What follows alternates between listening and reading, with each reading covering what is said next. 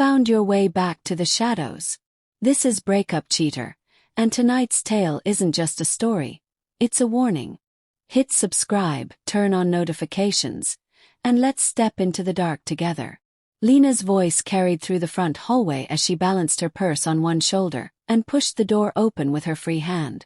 Can you grab my car keys for me? I parked on the street because the trash bin was blocking the driveway. If you can move it back where it belongs, pull the car in too, she said quickly, her words tumbling out in a rush. It wasn't just about the car.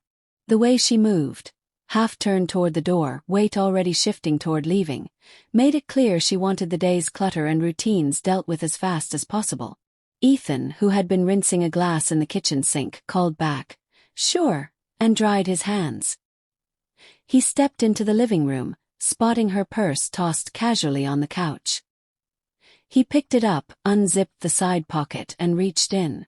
Between the cool metal of her keyring and the familiar shape of her wallet, his fingers brushed against something stiff, folded paper. Curiosity flared. He pulled it out. It was a receipt.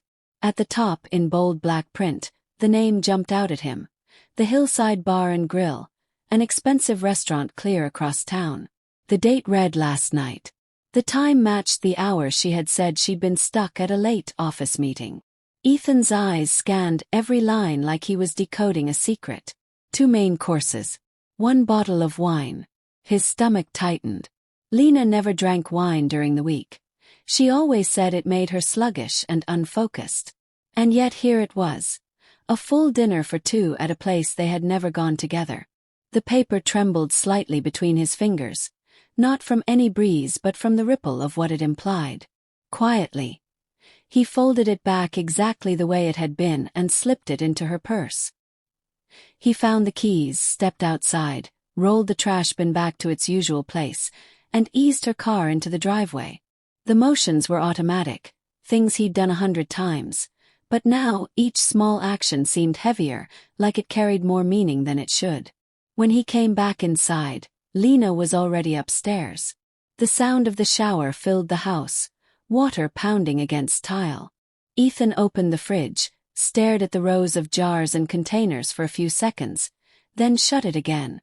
The cold air felt the same, but inside him something had shifted. Minutes later, she came downstairs with damp hair, wearing her old sweats, and asked if he wanted to watch their usual show. He agreed. She was already on the couch, grinning at something on her phone. He tried to bring up a minor issue with one of his clients. Her response was quick, distracted. "That's crazy, you'll figure it out." Then her eyes went right back to the screen. The night went on like that. Familiar rhythms, familiar faces, but the receipt stayed wedged in his thoughts like a splinter. Every laugh felt practiced. Every word sounded slightly too even. When she finally said she was tired and headed upstairs, Ethan lingered in the dim living room. The ticking of the wall clock felt louder than usual, and the air heavier. By the time he joined her in bed, she was scrolling through her phone in the dark, eyes lit by its glow. He turned onto his side, staring at the wall, but his mind kept replaying the image of that folded paper. Over the next few days, Ethan's attention sharpened. He wasn't just listening to Lena's words. He was studying the way she said them, how quickly she ended conversations, the careful avoidance in her eyes. Little things began to stand out. New perfume he'd never smelled before. Heavier makeup on weekday mornings. Outfits she never wore at home. She claimed she was too exhausted from work for long talks, suggested they do their own thing for a while. Her reasoning sounded too polished, as if rehearsed. One morning she rushed out saying she had an off-site meeting. As soon as the gate shut, Ethan went to her desk drawer. Her planner, a book she filled with meticulous detail, was open to today's page.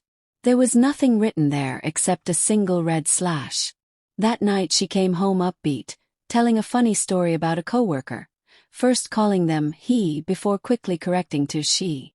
Ethan let it pass, pretending he hadn't noticed. Weekends shifted too. She stopped wanting to go shopping with him, turned down movie nights, avoided visits to his parents. Instead, she spent hours in her room with headphones on, smiling at her laptop. She said it was a new series, but when he asked the name, she stumbled. Sleep stopped coming easily for him. He lay awake listening to her footsteps, the faint clicks of her phone, the sigh of her turning in bed. Quick hugs began to feel like formalities. Her mind was somewhere else.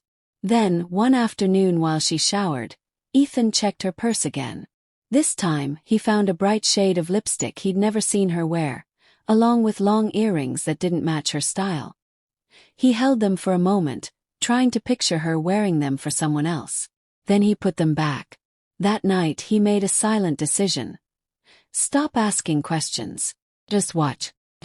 Friday evening, Lena announced she was going to a manager's birthday celebration. She emerged from the bedroom in a black dress Ethan had never seen, high heels and a delicate necklace. She looked beautiful, stunning even, but her beauty didn't feel meant for him. She gave him a quick kiss and left. He stood at the door until the sound of her car faded away. The next morning she left early for the gym. Moments after the gate shut, Ethan's phone buzzed. It was a text from his cousin, Mason, a former security consultant Ethan had confided in. "Mind if I come by?" 15 minutes later, Mason handed him a plain envelope. Inside were photographs. The first showed Lena entering a hotel in that same black dress, walking beside a tall man in a sharp suit. They were both smiling. In the next, they were holding hands. Another showed them hugging on the sidewalk. The last captured them walking toward the reception desk, backs to the camera. Ethan's chest felt hollow. His hands didn't shake. They just tightened around the pictures until the edges bent. He didn't ask questions. He didn't wait for her to return. He packed a small suitcase, documents, essentials, and a sweater she had once given him. Before leaving, he laid the photographs neatly on the coffee table. No note, no explanation. When he closed the gate behind him and stepped across the street, suitcase in hand, he felt strangely calm. 15 years later, Ethan had built a new life. He had met Claire by chance in a bookstore. A casual conversation became a shared coffee, then countless more. Now they had a teenage son who carried Ethan's eyes and Claire's humor. One Monday morning they walked into his school for a parent-teacher meeting. Ethan wasn't expecting anything unusual until they stepped into the room. Lena was there. She stood behind a desk, posture straight, but her face carried years that hadn't been kind. Her eyes looked tired, her hair pulled back simply, as though life had stripped away the extra effort. The meeting went on professionally. Grades, reading skills, classroom behavior, but every time her eyes lifted from the papers they found his. Claire noticed. She stayed quiet, sensing this was a moment with weight. When the meeting ended, Lena thanked them, her voice faltering for just a second. Ethan gave a short nod. As they walked out, he glanced back. She was already tidying her papers, eyes fixed on the desk. She didn't watch them leave. Crossing the parking lot, Ethan felt the old ache. Not fresh pain, but the dull echo of something long resolved. Claire slid into the driver's seat without a word. Her silence was understanding, not distance. She simply touched his hand and smiled. That night, Ethan told her, "Today was strange." Claire's reply was gentle. "When we care for someone deeply, a piece of that care never leaves. But it doesn't mean we haven't moved on. It just means we lived." Her words stayed with him. 'Cause she was right. He had lived, loved, been betrayed and rebuilt. And now, looking back at Lena, he realized the truest victory wasn't revenge. It was walking forward without bitterness, carrying only the lessons, not the weight. Thank you for listening.